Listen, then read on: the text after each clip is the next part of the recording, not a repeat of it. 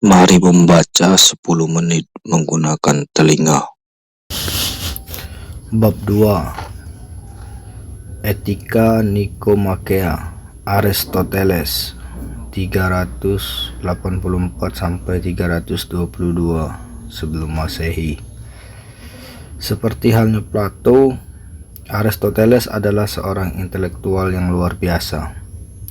Kejeniusannya sangat sulit digambarkan sebagaimana kita paparkan. Plato mengembangkan dan menyempurnakan sebuah karya seni di dalam dialog-dialog filosofisnya. Aristoteles tidak hanya mengembangkan seluruh ilmu, tetapi mengembangkan ide terpenting dan paling dasar dari segala ilmu. Ia adalah orang pertama yang mengidentifikasi sejarah dan menampilkan pengandaian serta arah yang tepat dari petualangan intelektual.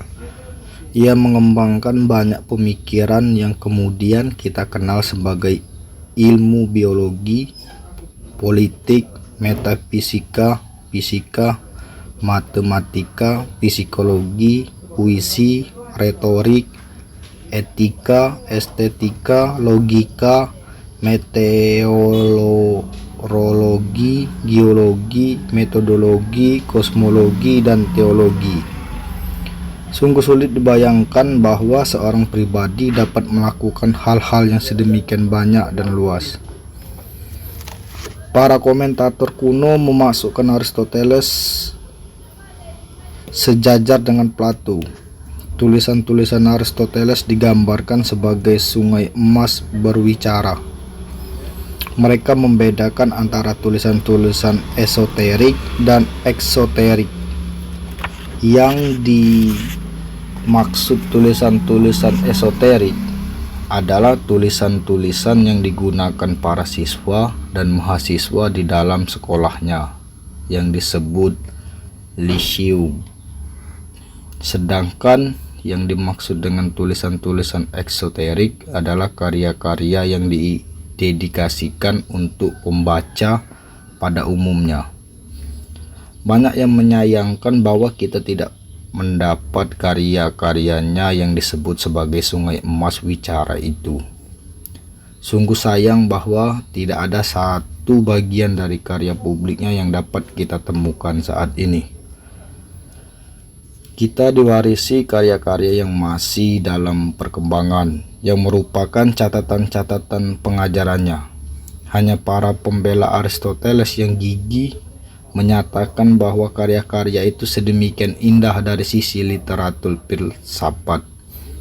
Tulisan-tulisannya diwarnai dengan kosakata teknis, argumentasi tajam, dan referensi akurat dari pemikir atau tradisi kelompok pemikiran lain. Kendati para pembaca menyambut karya-karya secara antusias, sering mereka kebingungan untuk memahami isinya. Argumen-argumennya mengalir deras dan padat. Gaya bahasanya diupayakan untuk memberikan kejelasan, kedalaman, dan ketepatan pemikiran. Hal ini memungkinkan adanya kerinduan terhadap sungai emas Aristoteles, khususnya untuk memasuki argumen-argumennya yang sulit bagaikan menerobos pekatnya kegelapan malam. Ketika cahaya mentari datang dan jaring-jaring laba-laba mulai terlihat jelas, kita menemukan cukup alasan untuk berterima atas apa yang kita miliki. Walaupun jalan untuk memahami pemikiran Aristoteles demikian berat, kita pantas bersyukur atas tulisan-tulisannya yang dapat digolongkan dalam kelompok karya filsafat terbesar yang pernah dihasilkan dalam sejarah. Bisa dikatakan bahwa karya Aristoteles yang paling banyak dipelajari dan berpengaruh adalah Etika Nikomakea. Nama Nikomakea diberikan setelah anak Aristoteles, Nikomakus, mengedit karya ini.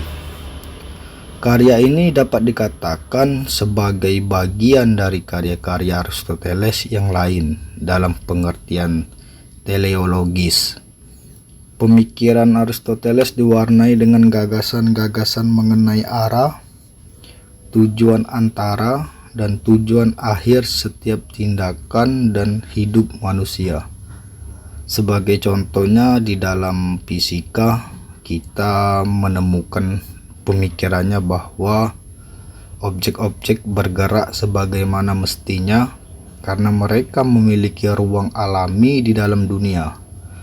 Ruang alami dari api terdapat di langit, maka kobaran api selalu mengarah ke langit atau naik ke atas.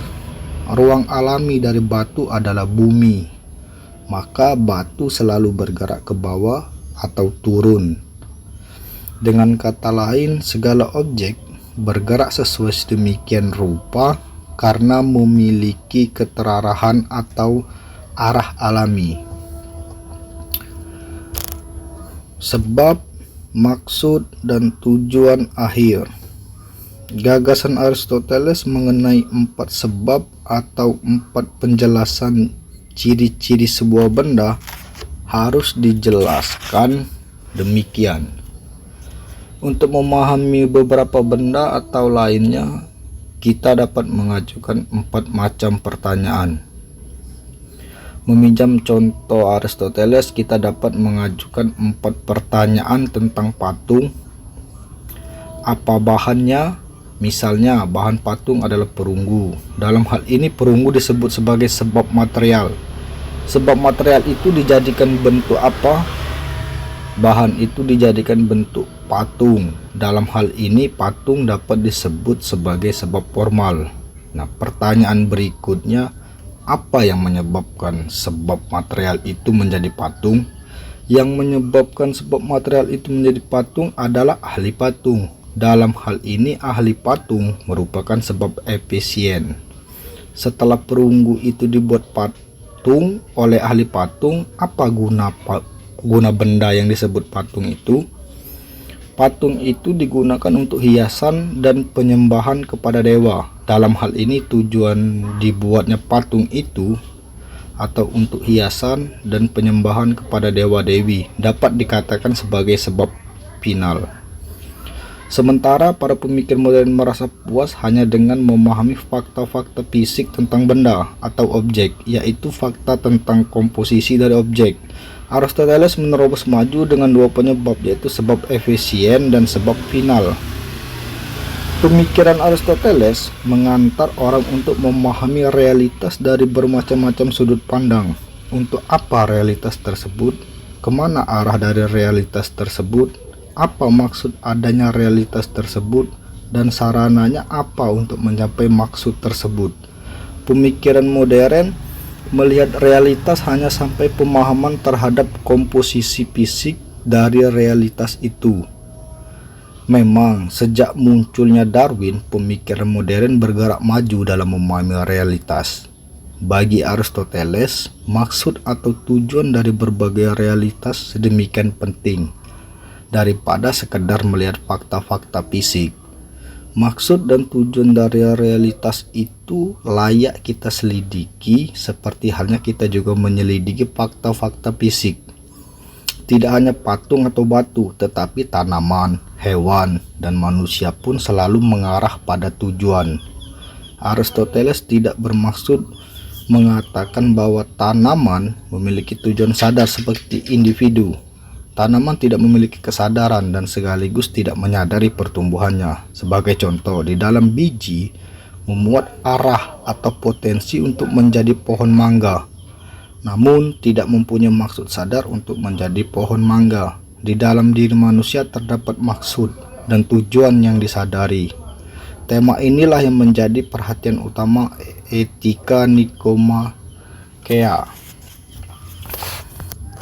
Dalam baris pertama dari etika Nikomakea ditunjukkan tema penting di atas. Aristoteles menegaskan bahwa di dalam setiap seni, penelitian, tindakan, kita mengarah pada suatu yang baik. Apa suatu kepekaan tertentu pada saat berbagi tujuan, kita dibelokkan ke suatu titik atau tujuan yang lebih rendah. Jika saya melakukan sesuatu demi mencapai tujuan tertentu dan kemudian mengarah ke tujuan lainnya, dan setelah tercapai berusaha mencapai tujuan yang lain lagi tanpa adanya tujuan tertinggi yang ada di dalam pikiran saya hanya akan terus berputar-putar pada satu lingkaran. Semua tujuan kecil yang saya perjuangkan harus mengarah kepada tujuan tertinggi. Nah, Aristoteles menyebut tujuan tertinggi itu sebagai kebaikan. Tujuan kalau tidak mengarah kepada tujuan tertinggi atau utama, saya hanya akan berhenti pada kemungkinan tak terbatas dan tidak akan mencapai tujuan utama dari tindakan-tindakan saya. Saya boleh mengarahkan tindakan saya untuk mendapatkan uang untuk mendapatkan kesehatan sebagai bekal untuk mendapatkan kedudukan sosial. Sejauh semua tujuan ini hanya berhenti pada dirinya sendiri, saya sesungguhnya hanya akan mendapatkan kekosongan belaka. Aristoteles berpendapat bahwa sebuah kemajuan terus-menerus jika tidak sampai pada tujuan akhir adalah tanpa arti.